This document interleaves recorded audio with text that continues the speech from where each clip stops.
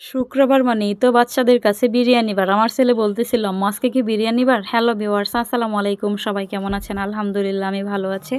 তো আমি আজকে খুব সহজভাবে খুব সহজ উপকরণ দিয়ে বিরিয়ানি রান্না করব। সেই রেসিপিটাই আপনাদের সাথে শেয়ার করব। প্রথমে আমি কড়াইয়ে তেল দিয়ে কিছু পেঁয়াজ বেরেস্তা করে নিয়েছিলাম ব্রাউন কালার করে। দেন আমি কিছু আলু ফুড কালার দিয়ে মেখে রেখেছিলাম। ওই আলুগুলো এখন সুন্দর করে লাল লাল করে ভেজে নেব। এই তো আলুগুলো আমার সুন্দর করে ভাজি হয়ে গেছে। এখন আমি একটা প্লেটে উঠিয়ে নেব। দেন আমি কড়াইয়ে আবার কিছু তেল দিয়ে দিব। দেন এতে আমি 2 চামচ ঘি দিয়ে দেব।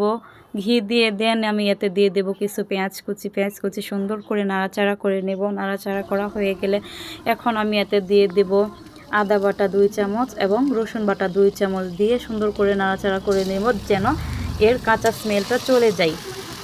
দেন এখন আমি এতে দিয়ে দেব রাঁধুনি রেডিমিক্স বিরিয়ানি মশলা। বিরিয়ানি মশলাটা দিয়ে সুন্দর করে একটু নাড়াচাড়া করে নেব। নাড়াচাড়া করে কষিয়ে নেব। দেন মশলাতে আমি অল্প একটু পানি দিয়ে নেব, তা না হলে মশলাটা তো পুড়ে যাওয়ার সম্ভাবনা থাকেই।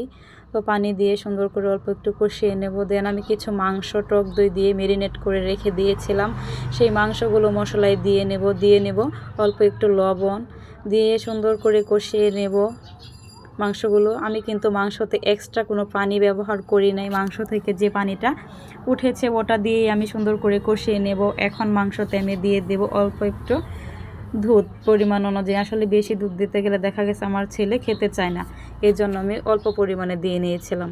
এখন সুন্দর করে নাড়াচাড়া করে এতে আমি দিয়ে দেব 4-5টি আস্ত কাঁচামরিচ দিয়ে আবার সুন্দর করে নাড়াচাড়া করে কষিয়ে নেব।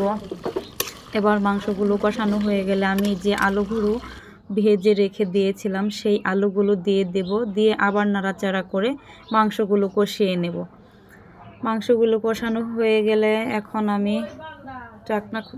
এখন এতে পেঁয়াজ বেরেস্তা করে রেখেছিলাম ওইগুলো একটু হাত দিয়ে কুচলিয়ে সুন্দর করে দিয়ে দেব গুঁড়ো করে।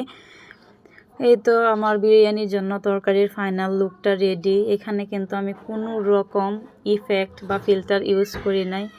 এই তো আমি এখন আরেকটি পাতিল বসিয়ে নিয়েছি। পাতিলে দিয়ে দেব এলাচ, দারচিনি এবং তেজপাতা দিয়ে সুন্দর করে চালগুলো ভেজে নেব।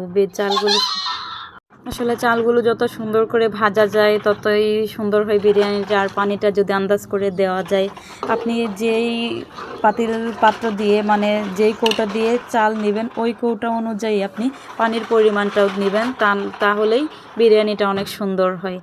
দেন আমার চালটা ফুটে ওঠা আসলে এখন আমি চালের মধ্যে দিয়ে দেব আমার তরকারিটা, মানে বিরিয়ানির জন্য তরকারিটা যে রান্না হয়েছিল ওটা দিয়ে সুন্দর করে নাড়াচাড়া করে নেব। নাড়াচাড়া করে নিয়ে আমি আবার একটু ঢেকে দিয়ে রান্না করব। দেন আমি তারপর এতে একটা রুটির তাওয়ার উপরে পাতিলটা দিয়ে দেব। দিয়ে দেন একেবারে লো আঁচে রেখে দেব যাতে সুন্দর হয়ে বিরিয়ানির চালটা একদম ফুটে ওঠে। এই তো আমার বিরিয়ানির ফাইনাল লুক রেডি। তো আমার ভিডিওটি ভালো লাগলে অবশ্যই লাইক, কমেন্ট, শেয়ার করবেন আর পুরো ভিডিওটি দেখার চেষ্টা করবেন। ভুল ত্রুটি হলে ক্ষমার দৃষ্টিতে দেখবেন। আল্লাহ হাফেজ।